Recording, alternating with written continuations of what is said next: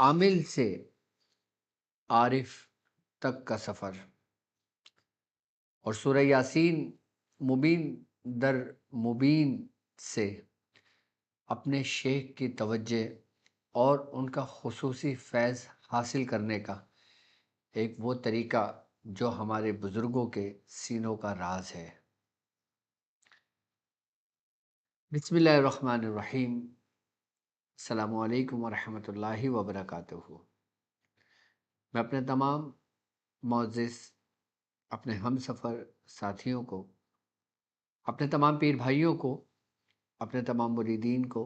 اپنے تمام شاگردوں کو، اور جو لوگ میرے ساتھ اس روحانی اس مبارک سفر میں قدم با قدم شانہ بشانہ میرے ساتھ ساتھ پہلے دن سے سورہ قریش کے لشکر میں شامل ہیں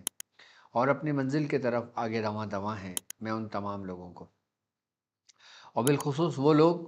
کہ جو دنیا میں جہاں کہیں سے بھی تعلق رکھتے ہیں، روحانیت کی جستجو میں، عملیات کی تلاش میں، سلاسل کے ذکر و اذکار اور بالخصوص وہ اعمال جو ہم تک ہمارے بزرگوں سے پہنچے، ان کی اجازتوں کے لیے جڑے ہیں، میں ان تمام لوگوں کو اپنے خاندان قادریہ سلسلہ سہروردیہ میں ایک بار پھر اپنے officially YouTube channel doctor Abdul Wajid Shazli اور بالخصوص سفینہ نجات المسائل کے سیزن 2 کے لاسٹ ایپیسوڈ میں خوش آمدید کہتا ہوں، اور یہ بھی امید کرتا ہوں کہ آپ تمام لوگ خیریت سے ہوں گے۔ الحمدللہ آج ہمارا سفینہ نجات المسائل کی 100 ایپیسوڈ مکمل ہوگی، تو پہنچا آپ کے مسائل اور ان کے حل کے لیے ہم نے آپ کی خدمت میں پیش کیے۔ آج ہمارا اسپیشل ایپیسوڈ ہے کیونکہ یہ 100 ہے۔ آج کا ایپیسوڈ کا جو ٹاپکس میں نے آپ کے لیے رکھا ہے وہ ہے کہ عامل سے عارف تک کا سفر، اور پھر اسی کے اندر میں آپ کو سورہ یاسین مبین در مبین کے ذریعے ایک خاص دعا، ایک خاص طریقے کا عمل ہے جو پڑھا جاتا ہے اس مقصد کے لیے کہ اپنے شیخ کی توجہ اور شیخ کی روحانیت سے آپ استفادہ حاصل کر سکیں، اپنے شیخ کی توجہ سے آپ اس کی روحانیت کو حاصل کر سکیں۔ اب وہ شیخ کہ جو آپ کے اس دنیا میں موجود ہیں، یا وہ شیخ جو آپ کے دنیا سے پردہ فرما گئے، یہ سورہ یاسین کا وہ عمل اور وہ ترتیب و طریقہ کار میں آپ کو سمجھاؤں گا کہ جس کے ذریعے آپ کا سینہ چوڑا ہو جائے گا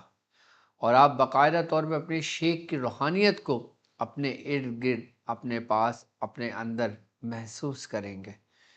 اور جو وقت گزرتا جائے گا یہی محسوسات ایک حقیقت کی صورت بن کر آپ کے سامنے موجود ہوگی، اور آپ اس عالم میں ڈوب جائیں گے کہ جسے کہتے ہیں کہ حیرت کا عالم۔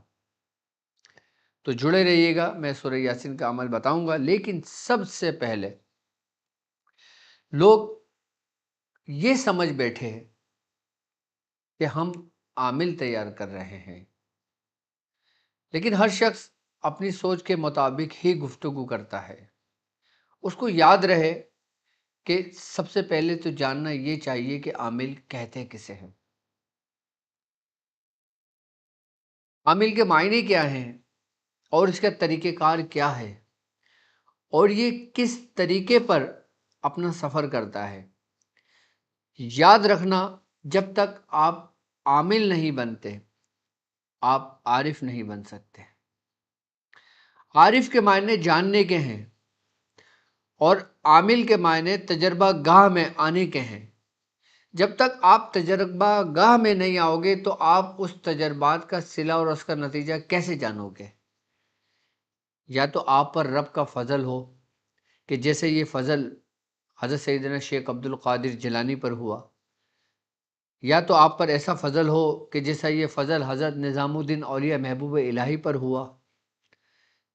یا آپ پر وہ فضل ہو کہ جو فضل اللہ رب العزت کے ان چنے ہوئے دوستوں پر ہوتا ہے کہ جنہیں ہم مادرزاد ولی کہتے ہیں۔ یہ فضل صرف انہی پر ہوتا ہے، لیکن اس فضل ہونے کے باوجود بھی جتنے بھی اللہ کے ولی گزرے ہیں وہ سب اس راستے سے گزرے ہیں، کیونکہ اس کے بغیر گزرنا ناممکن ہے۔ اب سرکار دو عالم صلی اللہ علیہ وآلہ وسلم کا فرمان عالی شان ہے۔ آپ نے فرمایا کہ جس شخص نے رب کی رضا کے لیے، رب کا قرب حاصل کرنے کے لیے اپنے آپ کو 40 روز کے لیے مخصوص کر دیا، تو اللہ رب العزت 40ویں دن اس کی زبان سے حکمت کے چشمے جاری کر دیتا ہے، سبحان اللہ، اور اس کے قلب سے ایک ایسی روشنی نکلتی ہے کہ جس سے مردہ قلب منور ہوتے ہیں۔ 40 روز کے لیے اپنے آپ کو مخصوص کرنے کا مطلب کیا ہے؟ کہ جیسے اللہ رب العزت نے حضرت موسیٰ علیہ السلام کو کوہ طور پر بلایا 30 راتوں کے لیے، اور پھر اللہ رب العزت فرماتا ہے کہ ہم نے 10 راتیں بڑھا کر اس کو 40 راتوں میں مکمل کر دیا۔ اب جب حضرت موسیٰ علیہ السلام جو اللہ رب العزت کے سب سے پسندیدہ بندوں میں اللہ کے شامل، ان کو اللہ نے حکم دیا کہ تم اپنے آپ کو مخصوص کر لو۔ عامل کیا ہوتا ہے؟ پہلے اس چیز کو جاننا چاہیے۔ عامل کہتے ہیں کسی بھی صورت، کسی بھی آیت، کسی بھی ذکر و اذکار، کسی بھی قرآنی نور کو اس کی تکرار کرنے کا نام، اس کو مستقل طور پر پڑھنے کا نام، وہ عامل کہلاتا ہے۔ اب آپ مجھے بتاؤ، اللہ کا کوئی ایک ایسا دوست بتا دو جو اس کا ذکر نہ کرتا ہو، جس نے قرآن پاک نہ پڑھا ہو، جس نے قرآن پاک کی تکرار نہ کی ہو۔ کوئی ایسا ہے؟ اور اگر ایسا نہیں ہے تو پھر تم یہ کیوں کہتے ہو کہ عامل الگ ہے اور یہ روحانی سفر الگ ہے؟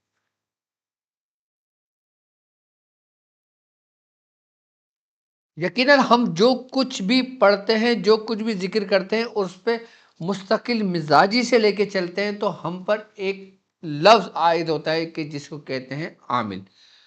اب یہاں پہ ایک چیز زیر بحث ہے، وہ غور کرنے کا نام ہے کہ جس چیز کی وجہ سے تھوڑے سے اس رستے میں خرافات پیدا ہوئیں۔ سب سے پہلے اس بات کو جانیے کہ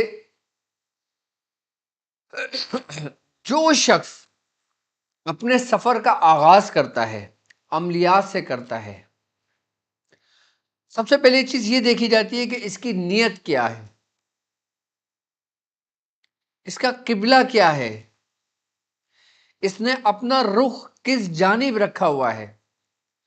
اس نے جو سفر کیا ہے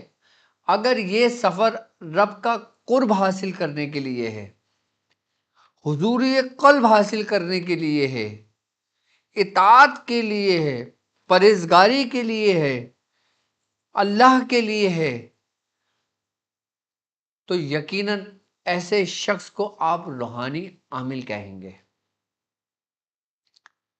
اور ایک ایسا شخص اپنے سفر کا آغاز کرے نیت سے،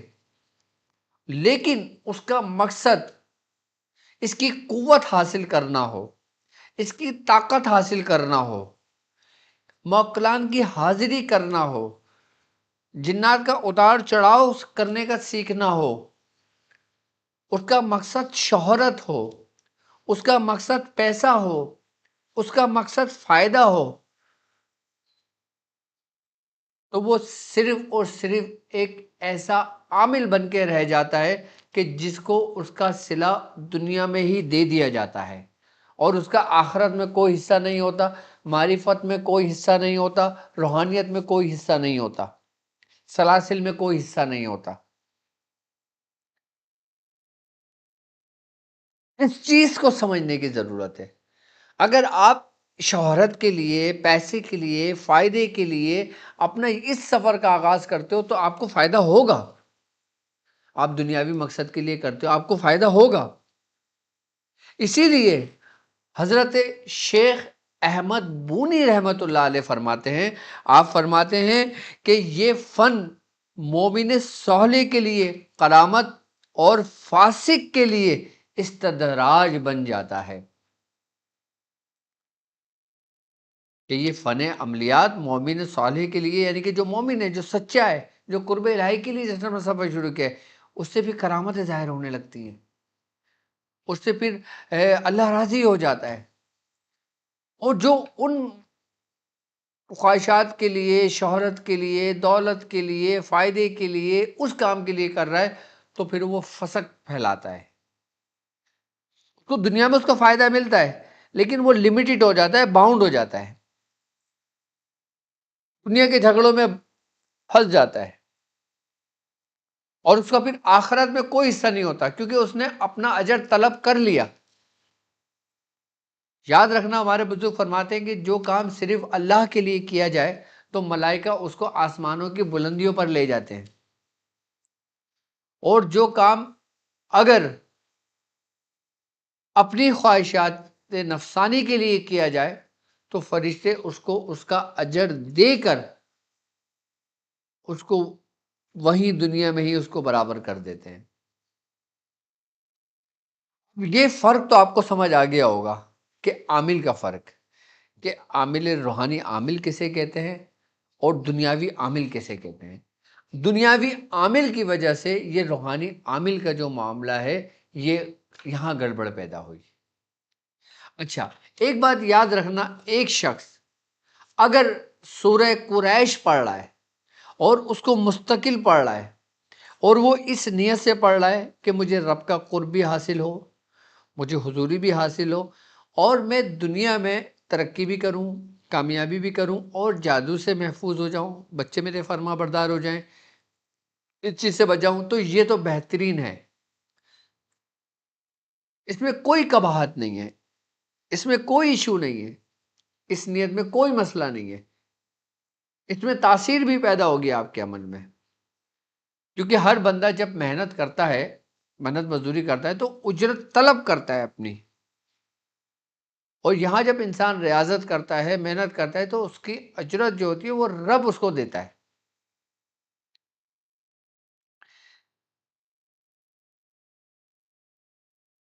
تو روحانی اور روحانیت کے معاملے میں جب تک آپ مثال کے طور پہ سورہ قریش پڑھ رہے ہو، اب سورہ قریش کے ذریعے آپ اپنے رب تک پہنچنا چاہتے ہو، تو آپ اپنے رب تک پہنچ جاؤ گے، اس کو کہتے ہیں قرب الہی اور معرفت کا راستہ۔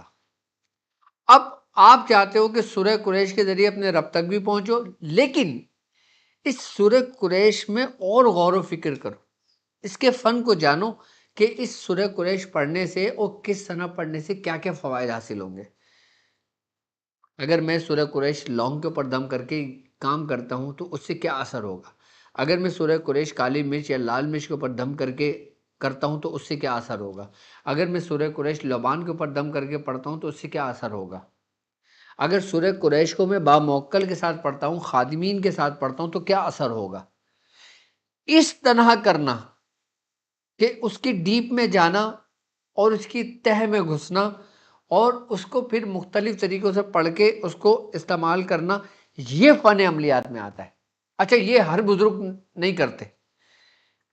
ہر شیخ اپنے مرید کی تربیت اس کہ ایک بہت بڑا نام ہے روحانیت اور عملیات کی دنیا میں، آپ کی کتاب کہ جسے جواہر خمسہ کہتے ہیں، یہ وہ کتب ہے جسے امہات الکتب میں شمار کیا جاتا ہے، یعنی کہ جو لوگ عملیات کی کتابیں لکھتے ہیں، عملیات کے درس و تدریس کرتے ہیں، وہ باقاعدہ وہاں سے قاعدے قوانین کے مطابق کرتے ہیں، آپ سے استفادہ حاصل کرتے ہیں، غوث محمد گوالیار رحمۃ اللہ علیہ سے۔ اچھا، غوث محمد گوالیار رحمۃ اللہ علیہ آپ فن عملیات میں بھی مہارت رکھتے تھے اور فن معرفت میں بھی اپنے مقام کو پہنچے ہوئے تھے۔ حضرت شیخ احمد بونی رحمۃ اللہ علیہ، آپ نے کتابیں لکھی، آپ کی کتابوں میں عملیات کا رخ ہے، عملیات کا رنگ نظر آتا ہے، اس میں دعوتیں نظر آتی ہیں، اس میں باموکل اعمال نظر آتے ہیں، اس میں نقوش نظر آتے ہیں، تعویذات نظر آتے ہیں، اس میں باقاعدہ عزیمتیں لکھی ہوئی نظر آتی ہیں، اس میں باقاعدہ حاضریوں کے طریقے لکھے ہوئے نظر آتے ہیں، اس میں باقاعدہ جنات سے بات کرنے کے طریقے لکھے ہوئے نظر آتے ہیں، حمزات کو بات کرنے کے طریقے لکھے ہوئے نظر آتے ہیں۔ کئی کتابوں میں کئی رنگ کئی رخ ہمارے بزرگان دین اولیاء کاملین کا ہی حصہ ہیں، یہ انہی کے طریقے ہیں یہ، لیکن ان کے وہ بتائے ہوئے طریقے اگر تم اس نیت سے کرتے ہو کہ تم مخلوق کے خدا کی خدمت کرو گے، کہ تم پریشان حالوں کے دلوں کی سنو گے، تم دکھی دلوں کا سہارا بنو گے، اسی لیے انہوں نے بتایا، اسی لیے انہوں نے طریقے سمجھائے، اسی لیے انہوں نے اس کو عام کیا۔ اگر ایک شخص راہ للہ بھی کر رہا ہے اور اس نیت سے بھی سیکھ رہا ہے کہ وہ خلق کی خدمت کرے گا یا اپنے مریدین کی تربیت کرے گا، یا اپنے مریدوں میں بیمار بھی آتے ہیں، صحت تندرست بھی آتے ہیں، ہر قسم کے لوگ آتے ہیں، پریشان حال بھی آتے ہیں، تو جب وہ اس نیت سے کرتا ہے تو یہ بھی کاملوں کی نشانی ہے۔ لیکن اب اس میں ایک بالکل باریک سی لکیر ہے۔ اب وہ باریک سی لکیر کیا ہے کہ جب انسان یہ کام سیکھ رہا ہوتا ہے، کر رہا ہوتا ہے، پڑھ رہا ہوتا ہے، ذکر و اذکار کی تکرار کر رہا ہوتا ہے، لوگوں کے کام کر رہا ہوتا ہے، اس کے طریقے جان رہا ہوتا ہے، سمجھ رہا ہوتا ہے، تو اس کے کام بھی ہو رہے ہوتے ہیں، لوگ اس کے ہاتھ پیر بھی چوم رہے ہوتے ہیں، لوگ اس سے دعا کے لیے بھی آتے ہیں، لوگ اس کے لیے بھی آتے ہیں، لیکن اگر اس سب میں اس شخص میں تکبر پیدا ہو جائے، غرور پیدا ہو جائے، تو پھر وہ اس کی جو محنت ہے نا وہ آہستہ آہستہ آہستہ دھلنے شروع ہو جاتی ہے۔ اس کو صلہ تو بھرپور مل رہا ہوتا ہے، کیوں؟ کیونکہ اس نے اپنے سفر کا آغاز بالکل خالص نیت سے کیا، اس نے اپنے سفر کا آغاز بہترین طرز پہ کیا، اس نے اپنے طریقے کا آغاز ان اولیاء کاملین کے نقش قدم پہ کیا کہ جو سرکار دو عالم صلی اللہ علیہ وآلہ وسلم کے نقش قدم پہ چل رہے تھے۔ اس کو صلہ تو ملے گا، تو سب کچھ ملے گا، لیکن شیطان اور ہمارے اندر کا نفسانی جو وار ہے وہ ہماری آخری سانس تک رہتا ہے۔ اسی لیے اس وقت کہ جب مرید کے قدم ڈگمگاتے ہیں تو پھر توجہ اس کی شیخ کرتا ہے، پھر رہنمائی اس کی شیخ کرتا ہے۔ شیخ اگر دنیا میں موجود ہو اور اگر دنیا میں موجود نہ ہو تب بھی وہ اس کی رہنمائی کرتا ہے، کیونکہ شیخ ایک جگہ سے دوسری جگہ منتقل ہوتا ہے، پھر وہ تمام حجابات شیخ کے اوپر سے اٹھا دیے جاتے ہیں اس کے مرید کے لیے، اور پھر وہ ایسے ہی دیکھتا ہے کہ جیسے اپنے حیات میں دیکھتا ہے۔ کیوں؟ کیونکہ دنیا میں اس نے نبی کریم رؤوف الرحیم صلی اللہ علیہ وآلہ وسلم کی اس بات پر عمل کیا تھا کہ جب رسول اللہ نے فرمایا تھا کہ مر جاؤ مر جانے سے پہلے، کیونکہ یہ وہ لوگ تھے کہ جنہوں نے اپنے آپ کو مار دیا تھا اس دنیا میں، کہ جب ان کے جسم میں روح موجود تھی انہوں نے اس کی موجودگی میں اپنے آپ کو، اپنی خواہشات کو، اپنے نفس کو قتل کر دیا تھا، مار دیا تھا، مر گئے تھے۔ اب مرنے سے پہلے، اور جو لوگ مرنے سے پہلے اپنے نفسانی خواہشات کو، اپنے نفس کو قتل کر دیتے ہیں، تو پھر حضرت قطب الدین بختیار کاکی رحمۃ اللہ علیہ فرماتے ہیں کہ کشتگان خنجر تسلیم را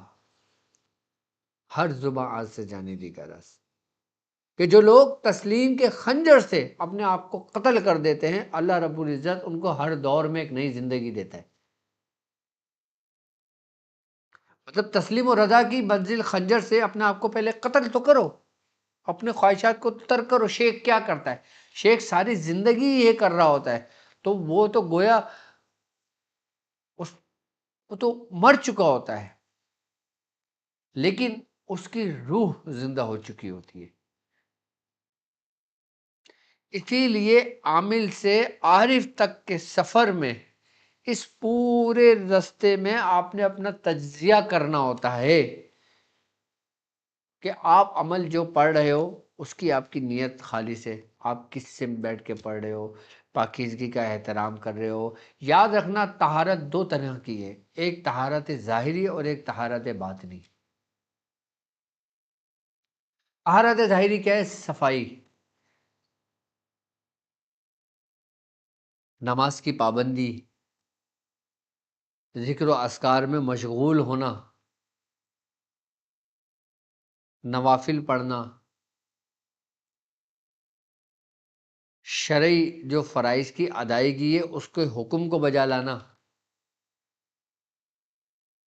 یہ طہارت ظاہری ہے۔ اور اگر ہم باطنی کو دیکھیں تو پھر وہی آ جاتا ہے، کیا جو میں نے کہا کہ شیطان اور نفس کا ایسا وار کہ جو تمہیں دوسرے سے بڑھ کر ظاہر کرنا شروع کر دے، یعنی کہ تمہیں پارسا بنانا شروع کر دے، تمہیں کہنے اندر سے نہ شروع کر دے، یار تو ماشاءاللہ بڑا متقی پرہیزگار بن گیا، تو کوئی نماز بھی نہیں چھوڑتا، تو روزے سے بھی ہوتا ہے، تو ماشاءاللہ حلال رزق بھی کھاتا ہے، تو ماشاءاللہ تو دوسروں سے افضل ہے۔ اب جہاں پہ یہ لفظ وار آتا ہے نا شیطان کا، ہمارے اندر کے نفس کا، کہ تو دوسروں سے افضل ہے، تو دوسروں سے بہتر ہے، تیرا مقام بہت اونچا ہے، تو آج کے دور کا قطب ہے، تجھے تو اپنا لباس شاہانہ ہونا چاہیے، تجھے تو اپنے اوپر شاہانہ شال اوڑھنی چاہیے، چادریں اوڑھنی چاہیے، کمبل اوڑھنا چاہیے، بلینکٹ اوڑھنا چاہیے، تجھے تو اور مزید داڑھی بڑھا لینی چاہیے، تمہیں تو اور اونچا کوئی کیپ لگا لینا چاہیے، کوئی بڑی سی تسبیح ہاتھ میں لے لینا چاہیے، کیوں؟ تو دوسرے سے افضل ہے، تو دوسروں سے بہتر ہے۔ یہ وار اتنا خطرناک ہے، اتنا خطرناک ہے کہ اس منزل سے نکلنا انسان کے لیے انتہا کا مشکل ہے۔ ایک بندہ گناہگار ہے، بدکار ہے، سیاکار ہے، وہ اتنا خطرناک نہیں ہے جتنا خطرناک ہمارے نفس کا دھوکہ اور شیطان کا وار یہ ہے کہ تو سب سے افضل ہے اور سب سے بہتر ہے اور سب سے پارسا ہے، باقی سب گناہگار ہیں۔ یہ جو وار آتا ہے نا، اس وار کے بارے میں فرماتے ہیں کہ ادھر سے نکلنا بہت مشکل ہوتا ہے، بہت مشکل ہوتا ہے۔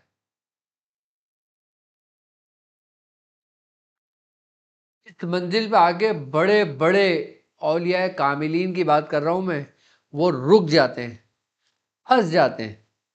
اور کچھ عرصہ وہاں قیام کرتے ہیں، لیکن اس کے بعد ان کی تقدیر میں اگر لکھا ہوا ہے کہ وہاں سے نکلنا، تو وہ وہاں سے نکل جاتے ہیں، نہیں تو پھر وہ وہیں پھنس جاتے ہیں، اور پھر جب وہ پھنس جاتے ہیں نکلنے کی خود بھی کوشش نہیں کرتے، تو پھر اللہ رب العزت ملائکہ کو حکم دیتا ہے کہ اس کا اجر اس کو یہیں پر ہی دے دو، چاہے وہ دولت کی صورت میں دے دو، شہرت کی صورت میں دے دو، کچھ بھی صورت میں اس کو دے دو، لیکن اس کو دو، اس کو فارغ کرو۔ جیسے ہم بولتے ہیں نا، ہم نے کسی کو نوکری سے فارغ کرنا ہوتا ہے کہ یار اس کا حساب کتاب کرو، اس کو جو بھی بنتا ہے اس کو دو اور اس کو فارغ کرو، اس کو بولو بس اب جائے۔ لیکن وہ بندہ کہتا ہے کہ ہاں ہاں بھائی، اس کمپنی میں نے جاب کیا تھا، اس کمپنی بہت اچھی ہے، اس نے مجھے سب کچھ دیا، میری ساری فیسلٹیز دی، لیکن اس کی گریجویٹی میں اس کا کوئی حصہ نہیں ہوتا، کمپنی میں اس کا کوئی حصہ نہیں ہوتا، وہ فارغ و تحصیل ہو چکا ہوتا ہے۔ اگر اس نے نکلنے کی اس منزل سے کوشش نہ کی، پھنستا ہر شخص سے، یاد رکھنا، ہمارے مرشد فرماتے ہیں ہر ولی پھنستا ہے، ہر ولی، یہاں تک کہ یہ وار سیدنا غوث العظم پہ بھی ہوا، یہ وار نظام الدین اولیاء محبوب الہی پر بھی ہوا، یہ وار حضرت بابا فرید مسعود گنج شکر پر بھی ہوا، یہ وار ہر ولی پر ہوتا ہے، لیکن ادھر سے نکلنا، رکنا نہیں، یہ کاملوں کی پہچان ہوتی ہے۔ مطلب ہم اس کو برا نہیں کہیں گے، ہم، وہ بھی ظاہر سی بات ہے اللہ کا دوست ہے۔ اچھا، اللہ کے دوستوں کی بھی درجہ بندیاں ہیں، اللہ کے دوستوں کی بھی منزلیں ہیں، اللہ کے دوستوں کے بھی مقامات ہیں۔ والسابقون والسابقون، قرآن کہہ رہا ہے کہ اور سبقت لے جانے والے لوگ بھی ہیں جو ایک دوسرے سے سبقت لے گئے۔ ہم اس کو یہ نہیں کہیں گے کہ وہ دنیا میں پھنس گیا اور یہ ہو گیا، وہ ہو گیا، وہ اب ختم ہو گیا، وہ ہو گیا، اب اس کا کوئی وہ نہیں ہے اس میں، نہیں، ایسا نہیں ہے، اس کو صلہ ملا، وہ دوست ہے اللہ کا۔ ایک عام دوست ہوتا ہے، ایک خاص دوست ہوتا ہے، پھر وہ خاصوں میں نہیں رہتا، پھر وہ عام دوست ہو جاتا ہے۔ عام دوست جو دوست ہوتے ہیں،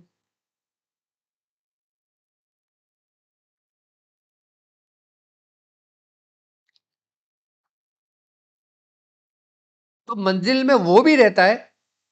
لیکن وہ اس مقام پہ قناعت کر لیتا ہے۔ لیکن ہمارے بزرگ فرماتے ہیں کہ تم جس منزل سے بھی گزرو اس پہ قائم مقام نہ ہو،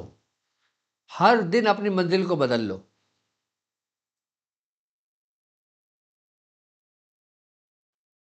اور اگر تم ٹھہر گئے، اور خاص کر اس منزل میں ٹھہر گئے، تو پھر آگے نکلنا تمہارے لیے ناممکن سی بات ہو جائے گی۔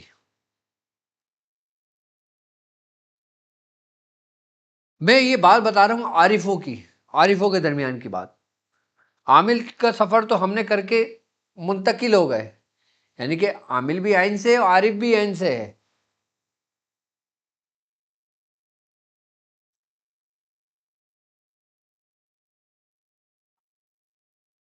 عامل کی انتہا، عامل کی معراج عارف کی ابتدا ہے۔ اس کی عارف کی ابتدا ہے۔ اس ہی لیے بزرگ فرماتے ہیں کہ فن عملیات کوشش کرو کہ کسی اہل کے سپرد کرو، اور اگر تم نے اس کو عام کر دیا تو پھر وہی بات جو حضرت شیخ احمد بونی رحمۃ اللہ علیہ کی بات ہے کہ فن عملیات مومن کے لیے کرامت، فائدہ مند، بہترین۔ پھر یہی فن عملیات اگر مومن کے ساتھ کوئی ایسا شخص بھی سیکھ لے کہ جو پھر فاسق ہو، فاجر ہو،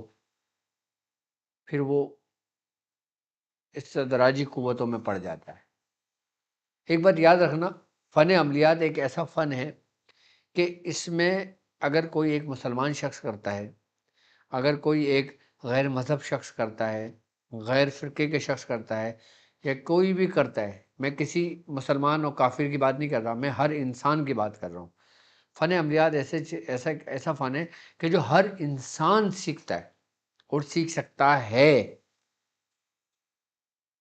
فن عملیات کی بات کر رہا ہوں۔ اب کہ جو مومن ہیں وہ یقیناً اپنے رب کی طرف چلا جاتا ہے،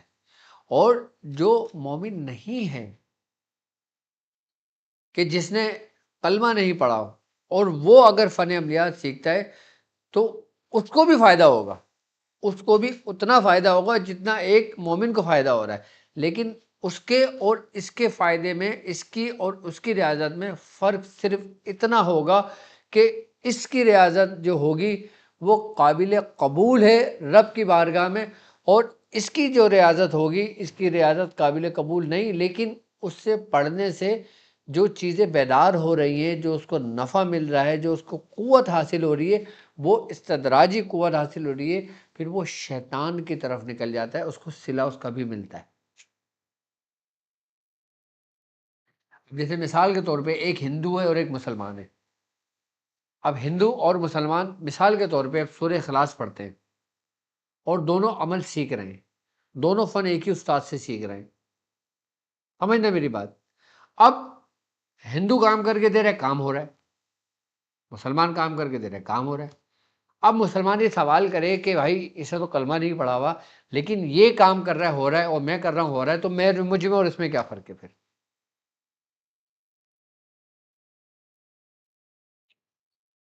تو پھر مجھ میں اور اس میں کیا فرق ہے پھر؟ اب میں آپ کو فرق بتاتا ہوں۔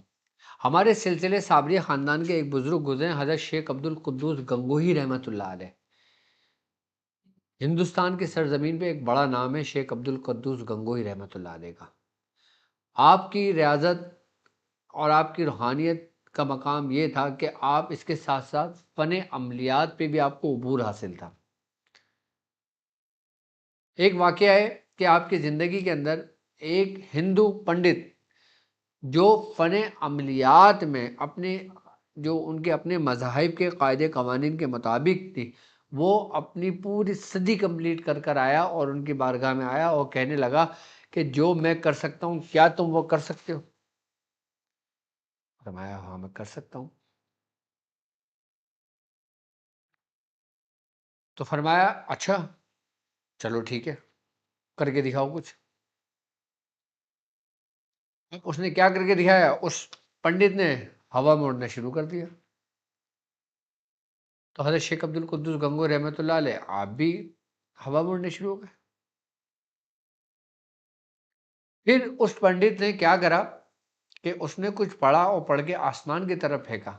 اور آسمان سے ایک رسی آئی، وہ اس رسی پہ چڑھا اور آسمان کی بلندیوں میں چلا گیا، اور پھر جب وہ آیا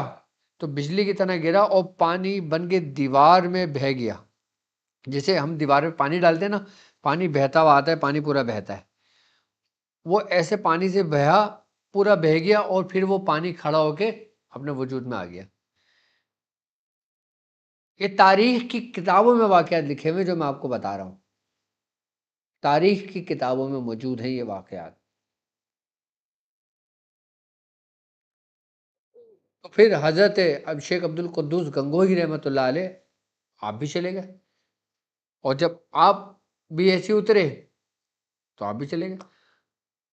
تو پھر اس پنڈت نے کہا کہ تم مسلمان ہو اور میں ہندو ہوں، میں مسلمان نہیں ہوں لیکن میں نے تمہارے جیسا مقام حاصل کر لیا،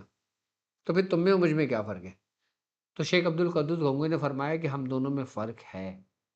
فرمایا کیا فرق ہے؟ فرمایا اچھا ایک کام کرنا، ہم دونوں چلتے ہیں اور واپس آتے ہیں، تم اپنے مرید کو کہنا کہ جب تم پانی بھر کے گرو تو اس پانی پانی میں نا تنکا گرا دینا،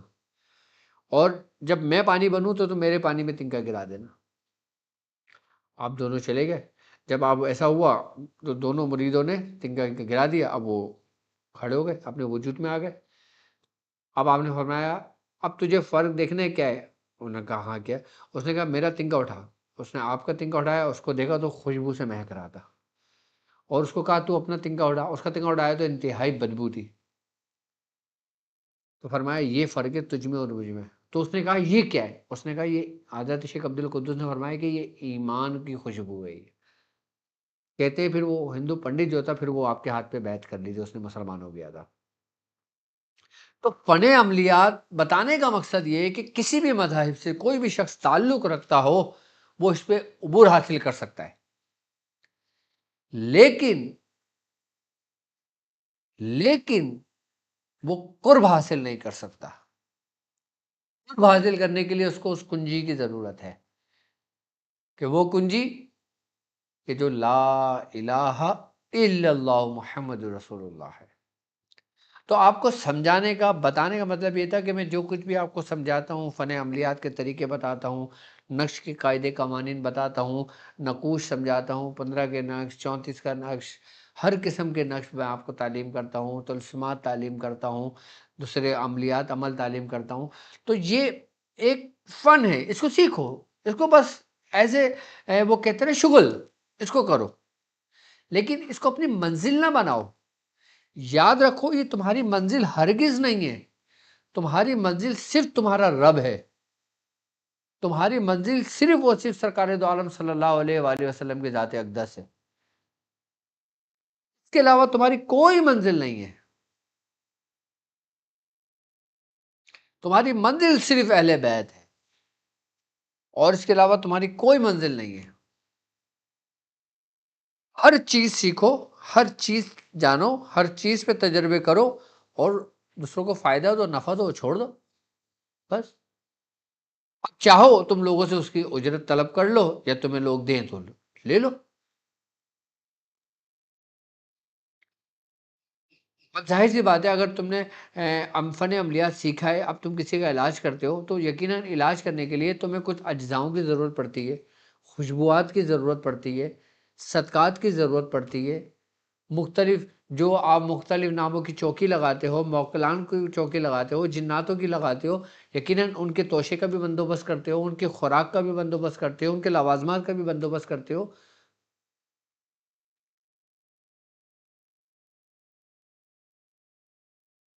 تو اگر تم یہ کام کرتے ہو کسی کے علاج کے لیے، اب یقیناً کسی کے علاج کے لیے اگر کسی سامان کی ضرورت پڑتی ہے، اور اگر آج کے دور میں سامان کی قیمت لاکھوں میں ہے،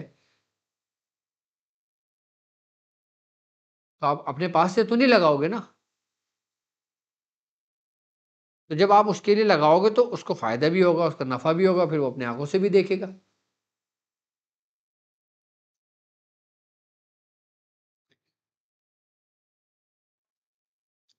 لیکن فن عملیات میں ہر چیز کی ضرورت ہوتی ہے، سامان کی بھی ضرورت ہوتی ہے، اس میں رقم کی بھی ضرورت ہوتی ہے، خوشبوات کی بھی ضرورت ہوتی ہے، ہر چیز کی ضرورت ہوتی ہے کہ جس طریقے سے لوگ آپریشن کے اندر مختلف چیزوں کا استعمال کرتے ہیں اس کو ضرورت ہوتی ہے۔ اچھا ضروری نہیں کہ ہر عمل ہر کے لیے ضرورت ہو، نہیں ایسا بھی نہیں ہے۔ اب بخار بندے کو ہوتا ہے، بخار بندہ دوا لینے جاتا ہے، اس کو 100 روپے کی 200 روپے کی دوا مل جاتی ہے، صحیح ہے نا؟ اب اگر کسی کو ہارٹ کا کوئی مرض ہوا تو وہ جب آپریشن تھیٹر میں ایڈمٹ ہوتا ہے، یقیناً اس کے روم کا بھی رینٹ ہوتا ہے، اس کے آپریشن کا بھی رینٹ ہوتا ہے، دواؤں کا بھی ہوتا ہے، ہر چیز ہوتی ہے، پورا ایک ایکسپینس ہوتا ہے پورا۔ تو اسی طریقے سے روحانیت میں بھی ہے۔ اب سرکار دو عالم صلی اللہ علیہ وآلہ وسلم کے دور کا میں ایک واقعہ آپ کو بتا دیتا ہوں کہ جس میں اجرت لینا کیسا ہے۔ اب جیسے مثال کے طور پہ ایک شخص اپنی زندگی لگاتا ہے، محنت کرتا ہے، کام کرتا ہے، اب وہ کسی سے بولتا ہے میں تمہارے لیے کام کر دوں گا، چلو تم میرے ساتھ یہ نیکی کر لینا، تو یہ جائز ہے اس کے ساتھ؟ کہ جیسے کہ ایک صحابی رسول کا قافلہ ایک جگہ سے دوسری جگہ جا رہا تھا، تو وہ ایک گاؤں سے گزرے تو گاؤں کے سردار کو سانپ نے کاٹ لیا۔ اب جب سانپ نے کاٹ لیا، اب وہ لوگ جب اس گاؤں میں گئے تو وہاں کے لوگوں نے آپ کو بھگا دیا، کوئی خدمت نہیں، کوئی کچھ نہیں کرا۔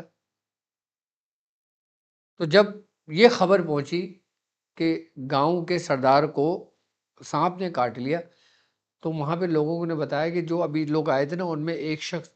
اس کا بہترین منتر جانتا ہے، جو پڑھتا ہے وہ صحیح ہو جاتا ہے سانپ کا کاٹا۔ تو وہ لوگ بھاگتے ہوئے آئے اپنے سردار کی جان بچانے کے لیے ان صحابی رسول کے پاس،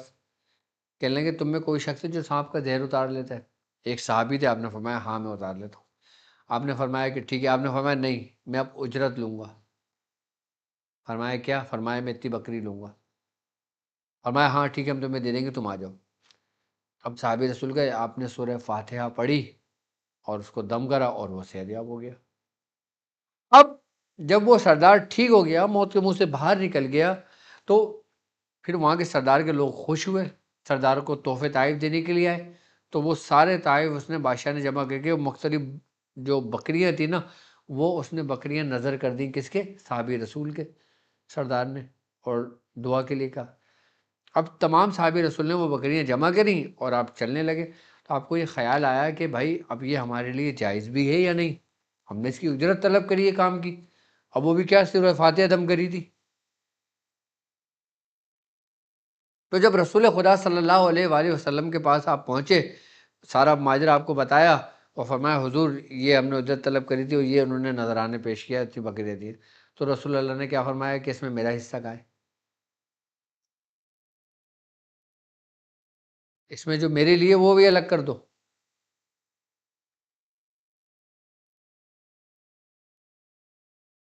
تو ہمارے مرشد فرماتے ہیں کہ جو اس ترتیب اور طریقے سے نبی اور صحابی رسول اور اولیاء کاملین کے رستے پہ چلتا ہے وہ کبھی مایوس نہیں ہوتا۔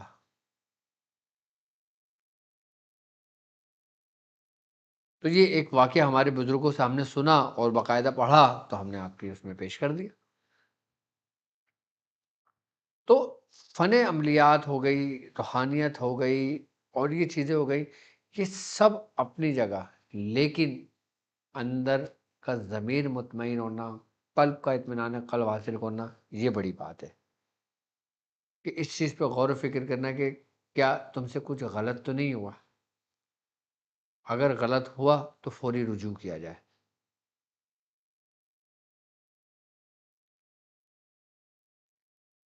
اللہ تعالی ہم کو ہمارے ہمیشہ بزرگوں کے راستے پر رکھے۔ اب میں آتا ہوں سورہ یاسین مبین در مبین سے اپنے شیخ سے فیض لینے کا طریقہ۔ یہ وہ طریقہ کار ہے جو ہم تک ہمارے بزرگوں سے پہنچا۔ یاد رکھنا کہ اللہ اکبر، اللہ اکبر، لا الہ الا اللہ، اللہ اکبر، اللہ اکبر، وللہ الحمد، کہ سورہ یاسین جو لوگ پڑھتے ہیں اور اگر وہ اس ترتیب و طریقے سے پڑھتے ہیں، اس نیت سے پڑھتے ہیں کہ ان کی شیخ سے ان کی ملاقات ہو جائے، ان کی شیخ سے زیارت ہو جائے، ان کے شیخ کا فیض ان کو مل جائے، ان کے شیخ کی توجہ ان کی طرف ہو جائے، تو وہ جب سورہ یاسین پڑھنا شروع کریں، سورہ یاسین اس ترتیب سے پڑھنا شروع کریں کہ جب سورہ یاسین پڑھنا شروع کریں اور جب پہلی مبین تک پہنچیں تو رک جائیں۔ قرآن سورہ یاسین میں 7 مبین ہے، سورہ یاسین میں 7 مبین ہے۔ پہلی ہم سورہ یاسین سے شروع کریں گے، جب پہلی مبین تک پہنچ جائیں گے رک جائیں گے، اس کے بعد ہم یہ دعا جو آپ کی اسکرین پر موجود ہے اور آپ اس کی وائس بھی سن لیں، وائس سنیں، میں پھر اس کا ترجمہ بھی آپ کو بتا دوں۔ بسم الله الرحمن الرحيم. سبحان المنفس عن كل مديون، سبحان المفرج عن كل محزون، سبحان الناصر عن كل مظلوم، سبحان المخلص كل مسجون،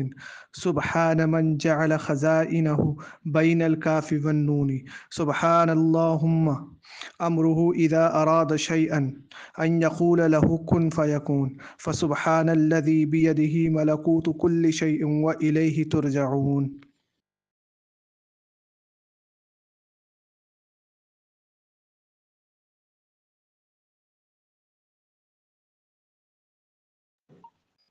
بسم الله الرحمن الرحيم. سبحان المنفس عن كل مديون، سبحان المفرج عن كل محزون، سبحان الناصر عن كل مظلوم، سبحان المخلص كل مسجون، سبحان من جعل خزائنه بين الكاف والنون، سبحان اللهم أمره إذا أراد شيئا أن يقول له كن فيكون، فسبحان الذي بيده ملكوت كل شيء جب آپ سورہ یاسین کی پہلی مبین پر پہنچ جائیں اس کے بعد ایک مرتبہ آپ نے یہ دعا کرنی ہے، اور جب دوسری پہ پہنچیں تو 2 مرتبہ، تیسری پہ پہنچے تو 3 مرتبہ۔ اچھا ایک ترتیب یاد رکھنا کہ اس کو پڑھنا اس طریقے سے، سورہ یاسین شروع کری، پہلی مبین پہ پہنچ گئے، پہلی مبین پہ پہنچ گئے، ایک مرتبہ آپ نے یہ دعا پڑھنا ہے، اس کے بعد پھر سورہ یاسین سے شروع کریں، یاسین والقرآن الحکیم سے شروع کریں، پھر دوسری مبین تک پہنچ جائیں، پھر 2 مرتبہ دعا کریں، پھر شروع سے سٹارٹ کریں سورہ یاسین سے، پھر تیسری مبین پہ پہنچ جائیں، پھر 3 مرتبہ یہ دعا پڑھیں، پھر شروع سے سورہ یاسین پڑھیں، پھر چوتھی مبین پہ پہنچیں 4 مرتبہ یہ دعا پڑھیں، پھر پہلی یہ سورہ یاسین سے شروع کریں، 5ویں مبین پہ پہنچیں تو 5 مرتبہ دعا پڑھیں، پھر پہلی سے شروع کر دیں یاسین سے، اور پھر 6ٹھی مبین پہ پہنچیں تو 6 مرتبہ دعا پڑھنا ہے اور پھر شروع سے سورہ یاسین پڑھیں، اور پھر 7ویں مبین پہ پہنچیں تو پھر 7 مرتبہ دعا پڑھیں اور سورہ یاسین کو مکمل کر لیں۔ ایک مرتبہ پڑھنا ہی کافی ہے، اس ترتیب اور اس طریقے سے روزانہ تہجد کے وقت یا آپ کے سونے سے پہلے کے وقت آپ اس ترتیب سے پڑھ کے اس نیت کر کے پڑھ لیں، اور جب پڑھ لیں تو پھر 5 سے 10 منٹ کے لیے آپ مراقبہ کریں، اور مراقبہ کرنے کے بعد پھر آپ پرسکون ہو کر بیٹھ جائیں، 5-10 منٹ کا مراقبہ کریں اور اس کے بعد اپنے سونے کے لیے اپنے بستر پر لیٹ جائیں۔ آپ کو آپ کے شیخ کی بھی زیارت ہوگی، اور جس بزرگ کے لیے آپ کرنا چاہتے ہو ان بزرگ کی بھی زیارت ہوتی ہے۔ اب یہ دیکھو کہ اس دعا کا ترجمہ کیا ہے۔ بسم اللہ الرحمن الرحیم، اللہ کے نام سے شروع جو بڑا مہربان اور نہایت رحم کرنے والا ہے۔ پاک ہے وہ ذات جو ہر قرض دار کی مشکل کشائی کرتی ہے، پاک ہے وہ ذات جو غم زدہ کو کشادگی عطا کرتی ہے، پاک ہے وہ ذات جو ہر مظلوم کی مدد کرتی ہے، پاک ہے وہ ذات جو ہر قیدی کو رہائی دلاتی ہے، پاک ہے وہ ذات جس نے اپنے خزانے قاف اور نون کے درمیان رکھے ہیں، پاک ہے وہ ذات اے اللہ جس کا حکم یہ ہے کہ جب وہ کسی چیز کا ارادہ کرتا ہے تو اسے کہتا ہے ہو جا تو وہ ہو جاتی ہے، بس پاک ہے وہ ذات جس کے ہاتھ میں ہر چیز کی بادشاہی ہے اور اسی کی طرف تم لوٹائے جاؤ گے۔ یہ اس کا ترجمہ ہے، اور اس کو آپ اس مقصد کے لیے بھی کر سکتے ہو، دنیاوی مقاصد کے لیے بھی کر سکتے ہو، اگر کوئی قیدی قید میں ہے اور اس کو رہائی دلوانا ہے تو اس کے لیے بھی یہ پڑھ سکتے ہو، کوئی غربت کا شکار ہے اس کے لیے بھی پڑھ سکتے ہو، محتاجگی کا شکار ہے تو کشادگی کے لیے بھی پڑھ سکتے ہو، اور کوئی غم میں مبتلا ہے، کوئی اولاد کے غم میں ہے، کوئی مال کے غم میں ہے، کوئی جان کے غم میں ہے، کوئی کسی غم میں مبتلا ہے، اس کے لیے بھی پڑھی جا سکتی ہے، اس کو پڑھ کے پانی دم کری بھی پلایا جا سکتا ہے، اور ہر مظلوم کی مدد کے لیے سورہ یاسین کا یہ عمل سب سے بہتر اور سب سے کارآمد ہے۔ تو میری طرف سے میرے چلنے والے جو میرے ساتھ اس سفر میں شامل ہیں ان کو اس کی اجازت ہے، اور یہ عمل خاص عمل ہے۔ یاد رکھنا کہ میرے بتائے ہوئے ترتیب و طریقے آپ تک جو پہنچتے ہیں وہ ہمارے بزرگوں کے بتائے ہوئے ہوتے ہیں۔ اب ہم بات کرتے ہیں تھوڑی سی خوشبو پہ۔ یاد رکھنا کہ خوشبو انسان کے جسم کا ایک حصہ ہے۔ خوشبو ایک ایسی شے ہے کہ جس کو سب سے پہلے ہماری روح محسوس کرتی ہے، اور روح کی تازگی کے لیے، روح کے سکون کے لیے جب ہمارے جسم پر کوئی ایسی خوشبو لگتی ہے تو ہمارا جسم اور ہماری خوش معطر ہو جاتی ہے۔ چاہے ہم عملیات پڑھ رہے ہوں، عمل پڑھ رہے ہوں، ورد و وظائف پڑھ رہے ہوں، نماز کا اہتمام کر رہے ہوں، یا ذکر و اذکار کا اہتمام کر رہے ہوں، یا ہمارا سفر طیبہ کا سفر ہو،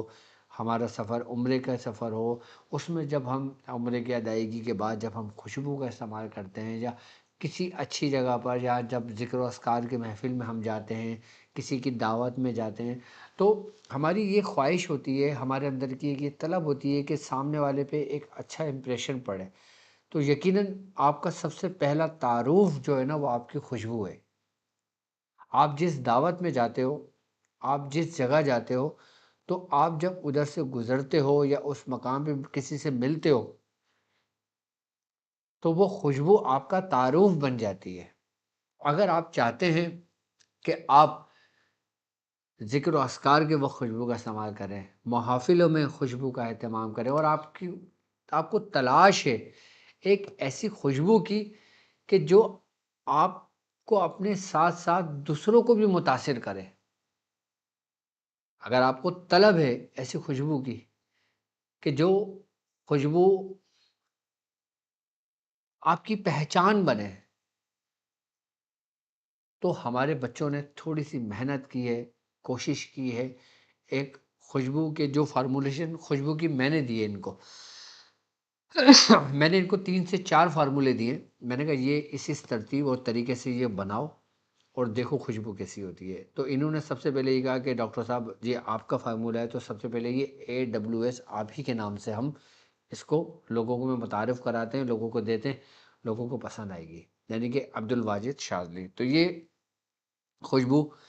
اس کا جو نام ہے یہ بیاس کے نام سے ان لوگوں نے، بچوں نے اس کو لانچ کیا ہے، اور اس پہ بڑی محنت کی ہے۔ فارمولیشن میری ہے،